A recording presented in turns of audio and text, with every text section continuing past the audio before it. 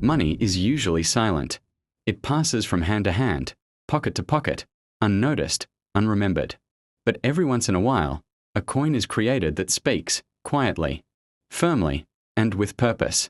The Philippines 50 Cuban pesos bimetallic coin, issued in 2005 by the Bangko Sentral in Pilipinas, is one of those rare coins, heavy in the palm and striking in design. It carries not only monetary value, but the legacy of a man whose words helped awaken a nation. That man was Marcelo Hilario del Pilar. This coin is not just currency. It is a lesson in history, resistance, journalism, and national identity, pressed into metal and released into everyday life. A nation modernizing its money. By the early 2000s, the Philippines was undergoing a quiet but important transformation in its currency system. Inflation, rising production costs, and the need for longer-lasting money forced the Bangko Sentral in Pilipinas, commonly known as BSP, to reconsider how high-denomination currency should exist. Banknotes, while familiar and easy to carry, wear out quickly in a tropical climate. Coins, on the other hand, last decades. They are harder to counterfeit, cheaper in the long run, and symbolically more permanent. This is why, in 2005, BSP introduced the 50 Cuban pesos bimetallic coin, making it the highest denomination circulating coin in Philippine history at the time. But BSP did not simply want a functional coin. They wanted a coin that meant something, choosing a face that represented ideas. When selecting historical figures for currency, governments often choose generals, presidents, or warriors. But the Philippines has a unique tradition, honoring thinkers, reformists, and intellectual revolutionaries. For the 50 Cuban pesos coin, BSP selected Marcelo H. del Pilar, a man who never led an army, never ruled a nation, and never held political power, yet helped shape the Filipino consciousness in one of its most critical moments.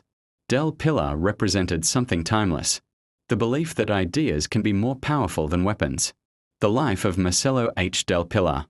Marcelo Hilario del Pilar was born on August 30, 1850, in Bulacan, during the height of Spanish colonial rule. He grew up witnessing inequality, abuse of power, and the silencing of Filipino voices by colonial authorities and religious institutions. From a young age, del Pilar showed a sharp intellect and a deep sense of justice. He studied law, but his true battlefield was journalism. At a time when speaking out against colonial rule could mean exile, imprisonment, or death, del Pilar chose to write, boldly, relentlessly, and fearlessly. The pen as a weapon. Del Pilar became one of the leading figures of the propaganda movement, a group of Filipino intellectuals advocating for reforms, representation, and equality under Spanish rule. Unlike armed revolutionaries, the propaganda movement fought through essays, editorials, and newspapers. Their goal was to expose injustice and awaken both Filipinos and Spaniards to the realities of colonial oppression. Del Pilar wrote under the pen name Plaridel, a name that would become synonymous with resistance through reason. His most famous platform was La Solidaridad, a newspaper published in Spain that became the voice of Filipino reformists abroad. Through it, del Pilar criticized a clerical abuses, a racial discrimination, a political exclusion, the silencing of Filipino identity. Every article was a risk. Every word was an act of defiance, exile, sacrifice, and an unfinished dream. Because of his writings, del Pilar was forced into exile in Spain. Life there was harsh. He lived in poverty, struggled with illness, and watched from afar as the Philippines moved closer to revolution. Unlike some of his contemporaries, del Pilar never returned home. He died in 1896, the same year the Philippine Revolution began. He died poor, sick, and largely unrecognized in his lifetime. But history would not forget him. Why Marcelo H. del Pilar on a coin? When BSP placed del Pilar's face on the 50 Cuban pesos coin, it sent a clear message. The Philippines honors not only those who fight with force, but those who fight with truth. Del Pilar represents a freedom of expression, an intellectual resistance, the power of journalism, the awakening of national consciousness. Every time the coin changes hands, It quietly tells that story. The coin's design, history in metal. The 50 Cuban pesos bimetallic coin is visually striking and deliberately symbolic. On the obverse, we see a dignified portrait of Marcelo H.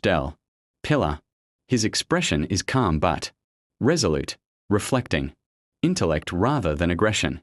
His name is clearly inscribed, ensuring that even those unfamiliar with his story are prompted to ask, who is this man? This is not a heroic pose. It is a thoughtful one, a reminder that revolutions often begin in the mind. The reverse, authority and identity. The reverse side of the coin features the seal of the Bangko Sentral in Pilipinas, reinforcing state authority and national sovereignty. The denomination 50 Cuban pesos is bold and unmistakable, emphasizing the coin's importance in daily transactions. The year 2005 marks not just its release, but a moment when modern Philippines consciously chose to embed history into everyday money. The power of bimetallic design.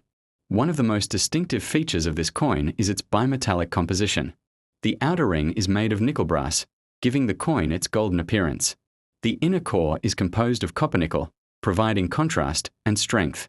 This design serves multiple purposes: or enhanced security against counterfeiting, or easy recognition by touch and sight, or a sense of prestige and durability.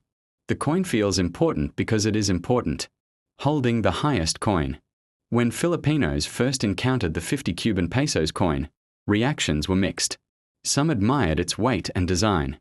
Others found it bulky and unfamiliar.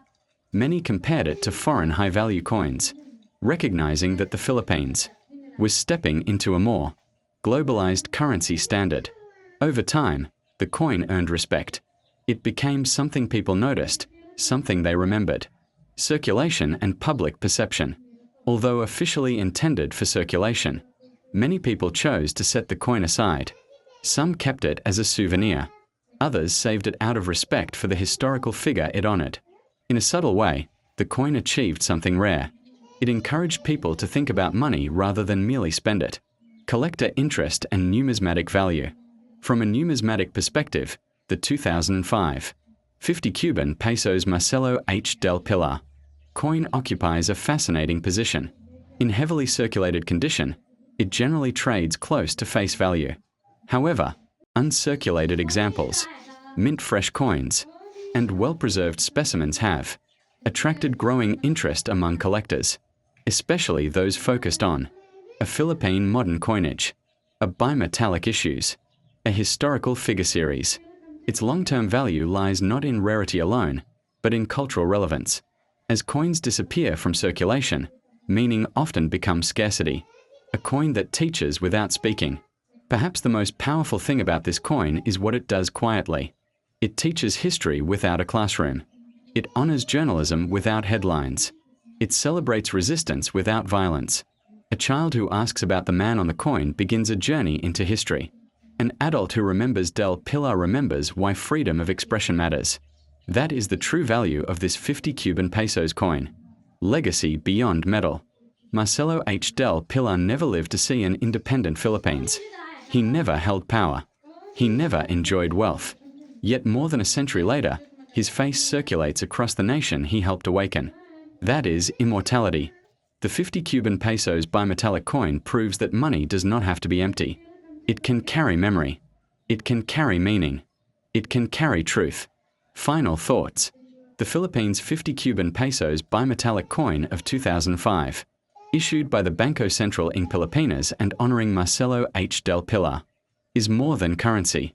It is a statement that ideas matter, that words matter, that history belongs not only in books, but in our hands.